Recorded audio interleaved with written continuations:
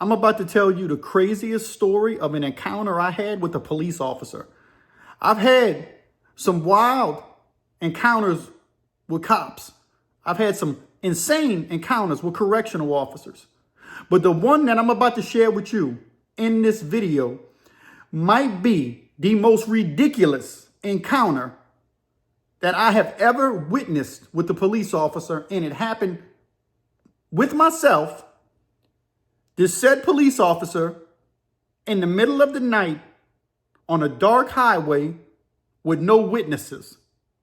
Yeah, brace for impact, because you have no clue what I'm about to tell you. I don't even think you can guess.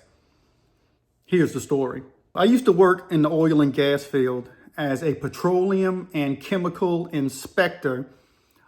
What we would do is we would measure and quantify the amount of oil or chemicals that were being moved from point A to point B for the buyer and seller of petroleum and oil-based products. And we would also take samples where we would submit to a lab for analysis.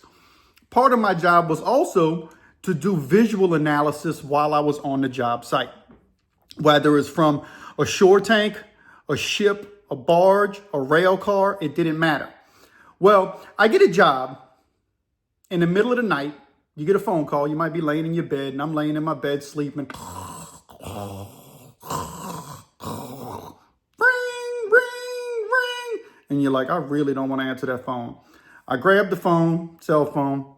Hello? Hey, how you doing there, Greg? Are you up? Yeah, we got a fresh job for you. Need you to head down toward Venice, Louisiana. All right. I'll call you in a few minutes to make sure you're up. Don't fall back to sleep. It's a real important job. I'm on my way, man. Quit bothering me. Oh, you have to talk to me. I'm going to let the supervisor know how you just spoke to me tomorrow. Do what you got to do, man. I'm on my way to the job, man. I just made it home. Only had an hour of sleep. That's how crazy it is working in the oil and gas field. Well, I'm heading out to do this job in the middle of nowhere. I got the uniform on with my company logo on it. You can clearly see I have a work uniform on. I'm in my vehicle, my truck, and I'm heading out to work in one of the refineries. Well, as I'm heading there, it's 1, 2 in the morning, like it always is. And I'm on Belle Chase Highway, which leads to Venice, Louisiana. If you know anything about Venice, Louisiana, some people refer to it as the end of the world because it's literally the end of the United States. There is no more land. Once you get to Venice, you can't drive further than Venice. That's it. And you need to turn back and head north because there's no more land mass. It's water, the Gulf of Mexico or Gulf of America, whatever one you want to call it. I don't really care. So I'm driving. I'm on my way there. I got my Mountain Dew on the side of me that been sitting there from earlier. You know what I mean? I'm driving. I'm up. I got the windows wide open because I used to keep the windows open. You know what I mean? Help keep me awake. Get me where I got to go. And it's a long drive. And I get about a quarter of a way there. And I'm on Belle Chase Highway. And I'm driving, man. And there's no cars. The only cars you see in this part of the world at this time of night is other oil and gas field workers. Riverboat pilots. You know what I mean? Refinery workers. Or state troopers. Maybe. You know what I mean? You might have a stupid narcotics runner who's trying to get by. Because believe me, like I said, this leads to the Gulf of Mexico. And you know that connects to, Mexico and everywhere else where they have cartels and they're transporting their stuff here. So you know what happens. It comes through here. It's a shipping port. Anyway, I'm riding, wind's blowing, nobody's in sight. And all of a sudden, I see the flashing lights coming. And they further and further. I'm like, damn, man, I see them. And I ain't thinking nothing, because doing this job, you see cops pass you up all the time. You don't know if there's a wreck further up. You see the ambulance come past you, fire trucks, police officers. It happens all the time. No big deal. I ain't thinking much of it. I'm just driving, and I can see through my rear view that car's just getting closer and closer and closer, and the lights are swinging. But I can recognize that they're on too. Woo, woo, woo, woo, woo. It's getting louder and louder. I'm like, man, he's coming pretty quick. But I don't see nobody. There's no cars in front of me or nothing. All of a sudden, man, he comes right on my bumper. And I'm like, and I tried to pull over, and he pulls over behind me. And he says, driver, slow down, on the horn. I'm like, oh, man. So now he's got my attention. I'm like, okay, he's pulling me over. And I pull over, and he says, turn the vehicle off. And I'm sitting in my truck, you know what I mean? And it's pitch outside. You can't see nothing. There is no street lights out here. And I'm sitting there in the car, and I'm kind of like, what's going on? And he's got that loudspeaker on, them lights are flashing, and he's got that beam light aimed right at my car. And he says, driver, put your hands out the car. And I do like this. He's like, let me see the keys, driver. Reach back in with one hand and grab the keys. I reach back in. I grab the keys. He said, put the keys out. I put the keys out. He said, driver, drop the keys. I'm like, dude wants me to drop my keys? I'm like, what I did, I'm thinking. So I dropped my keys. Listen, I'm an ex-con. I'm smart enough to know that when a police officer gives you a verbal command, you just listen and you figure it out as you go. I dropped the keys. I'm like, cool. Ain't nobody here to see. So whatever this fool says that's what it's going to be. Because I ain't got no camera on or nothing either. And I didn't do anything wrong neither. So I'm like, all right, cool, whatever. He says, all right, driver, step out the vehicle.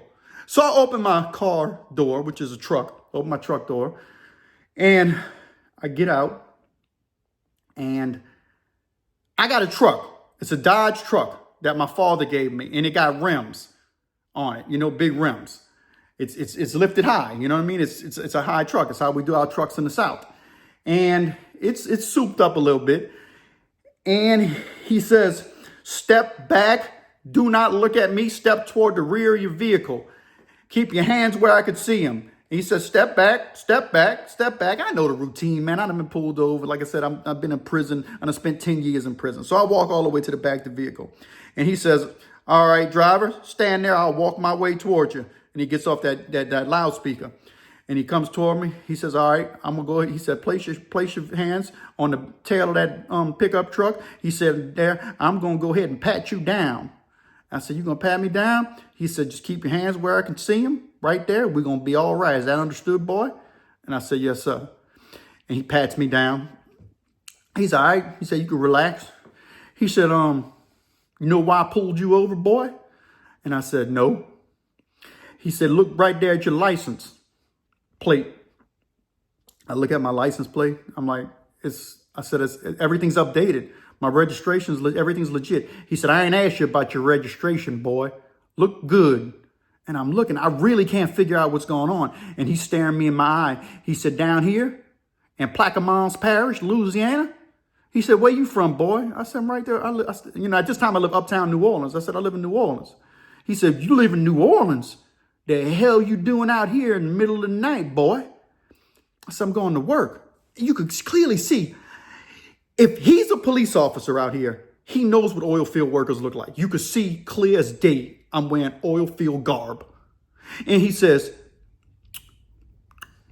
boy, look at that there license. So I'm staring intently, looking at my license plate. And he's like, boy, you ain't too smart, are you? And I look at this dude. I'm kind of getting offended with this dude. He's getting on my nerves. And this is really how he talks. And he's got a big wad of dip in his mouth, too. And he's spitting it right there. You ain't too smart, are you, boy? And I said, I don't understand, officer, what I'm doing wrong. He said, well, I'm going to tell you. He said, see, I saw you way back there. See, you didn't think, you wasn't looking through your six. You had to see me coming. Why you ain't slow down? I was going to speed limit, y'all. He said, why you ain't slow down, boy? And I said, I was going to speed limit. He said, man, look at your license plate. And I looked at it. He said, you see how you got one light bulb that's working? Look on the other side. That other light bulb's out. Yo, my truck had two license plate light bulbs. I didn't even realize license plates had light bulbs. One of mine was out. This fool saw me from a mile away and came riding quick. So according to him, I don't think he's seen it. That was his excuse when he got up on me. And he says, that there is against the law. He said, I'm going to have to write you a ticket. I said, you going to write me a ticket? He said, furthermore, I'm going to ask you again, what you doing out here this time of night? He takes that flashlight he got on his hip, shines in the back of my truck. He said, what you got there, boy? I don't know. He said, what you got there? He said, this bed's open. And he looks in the back of my truck, pickup truck, Dodge truck. He pulls the bed open. The bed opens. He's like, that's not what I think that is, boy. I said, what is it?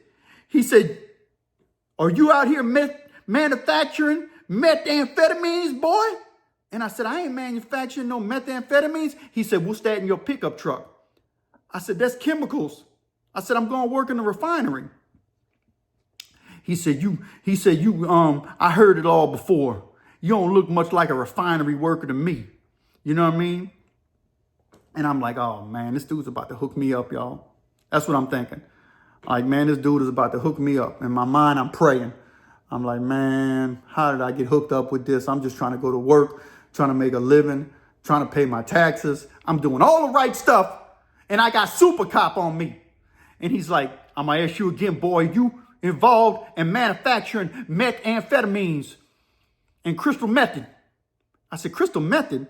He said, crystal method, crystal methamphetamine.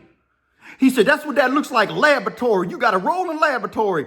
He said, you got anything in that truck I need to know about? I said, I don't have nothing in this truck you don't need to know about. He said, what's in them jars? What's in them jars?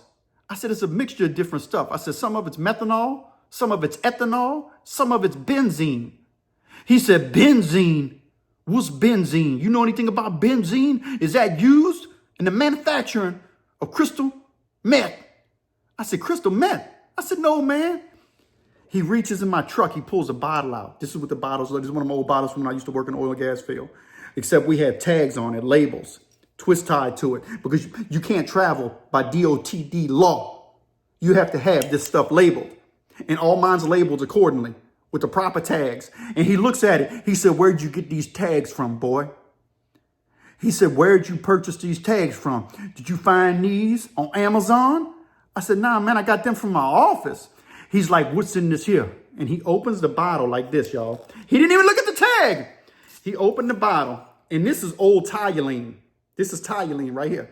And he puts his nose, ooh, that's still strong. And he puts his nose on it, and I said, sir, that's benzene. And he's like this. He's like, benzene, huh? It don't smell like no benzene. It smells like it's used to make crystal meth. And I said, it ain't used for that. And he goes like this, and he's sniffing. I said, sir. He puts his finger in it, swash it around. He said, why that tastes like alcohol? And I'm like, it's an alcohol-based, product. It's got a sweet aroma to it. He said, exactly like crystal meth. I said, not crystal meth. And he puts his finger in again, and he does that. And he says, you sure you ain't manufacturing crystal methamphetamines? And I said, no, sir. He said, boy, that's what it tastes like. I said, sir, that's benzene. It's a carcinogenic. He said, a who? I said, that's a carcinogenic. I said, it causes cancer. He dropped the bottle, bloom, and it splashes on the road. Shards of glass everywhere. And I'm like, dang, when that happens, you have to call. It's called a chemical spill. You're supposed to call a hazmat team to come clean the environment now. And this fool done dropped the bottle. He's like, boy, he said, you sure? He gets on his radio. He calls his office in. You know what I mean? The officer comes there, his supervisor, looks in my truck and says, yeah, he's good. And he said, yeah, he's an oil field worker. He said, I've seen all this stuff before. They all have that. He said, yeah, Cap, supervisor, I ain't never seen this here stuff, but it's something about this man just rubbing me the wrong way. He's from New Orleans. And I ain't but 40 minutes up the road. You know what I mean? And so this dude was ready to hook me up for doing my job. And they just left the busted bottle of benzene in the highway. I went on my way. Thanks to the supervisor. Good thing he had a decent supervisor, because this dude was ready to put me in jail for manufacturing crystal meth that I ain't never seen done in my life. Man, welcome to the Pen and The Shank, the most unusual and unique crime and prison channel experience on YouTube. Like and subscribe. Hit that bell notification. so you can hear more stories. Hold on, let me get a sip of my This might be the same crystal meth that he was talking about. I don't know. Mountain Dew is similar to crystal meth, right? Share in the comments. Do you think Mountain Dew is crystal meth? I don't know. Anyway, let's get it.